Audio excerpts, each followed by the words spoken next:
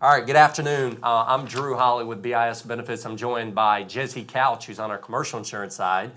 Today we're going to talk about building ordinance or law coverage. This is about as wonky as the commercial insurance division can get. Who needs it? What's it cover? Yeah. General idea. So it's going to be a commercial property insurance coverage. And so where we see it most applicable is on older buildings that we're insuring. So say they change the law to say, okay, every building has to be handicap accessible with a wheelchair ramp, right? Say before 1990, that wasn't a thing that was code, right? So these buildings before got grandfathered in, so they didn't all have to have wheelchair ramps. If you have, say, a small fire in part of your building, and then you have to repair that, so you've got a property insurance claim to repair your building that caught on fire, a sprinkler burst, could be anything. So anyway, to get that certificate of occupancy back from the government, the municipality is going to allow you to open. Basically, they say, well, you're not ADA compliant. You don't have wheelchair ramps. So who's going to pay for that? You're going to have to go in and put in 10 different wheelchair ramps all around that building just to reopen. It had nothing to do with the fire, but now to be up to code, you have to do that. So that gives you coverage. Even though the fire had nothing to do with the wheelchair ramps, they're saying you have to be meeting that requirement to get back up and running. So is that like a new item that you would buy at that point, or that comes with the property insurance? So it's something that we would add on typically. Some carriers may have a limit for ordinance and law coverage. Some may not, but it's something that, for example, we have clients that own multifamily apartments.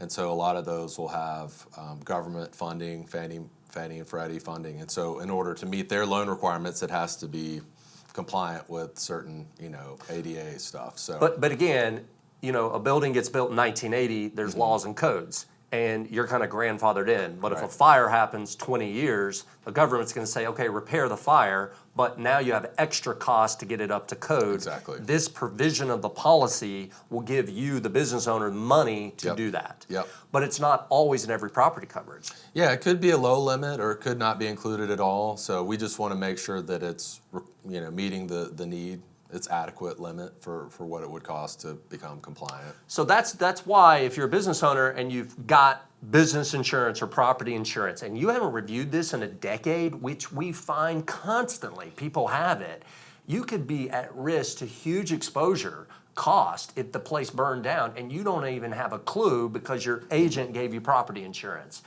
It's very so detailed on these items. The difference between 2 or 3 sentences in or not in a policy is the difference between you having $100,000 or more exposure to build now ramps. Not that that's not a bad thing to do. It's just a cost that you thought you were covered.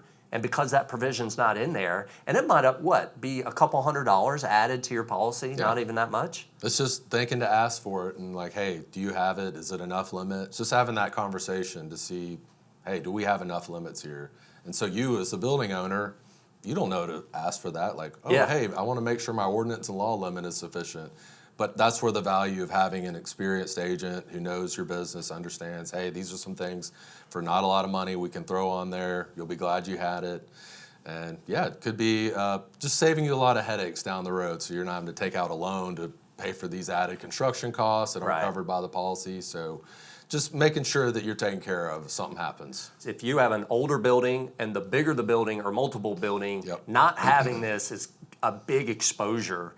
And that's all what insurance is. You're just transferring risk. I'm willing to pay this extra premium to have this much extra risk protection, but everything's at a cost. But I imagine there's probably thousands of buildings without even this coverage, and business owners are like sitting ducks and don't even know they need it because the agent or the broker annually or at least semi-annually or once every couple of years hasn't even had the opportunity to ask those questions. So if you're a business owner or business leader and you are in control of the insurance, you have to know this stuff, and you can't just say, I didn't get an increase. What's the point of having insurance if it doesn't actually cover you? So appreciate the discussion. Yeah. Very interesting today. I learned a few things, so appreciate it. Absolutely. Thank you. Thank you.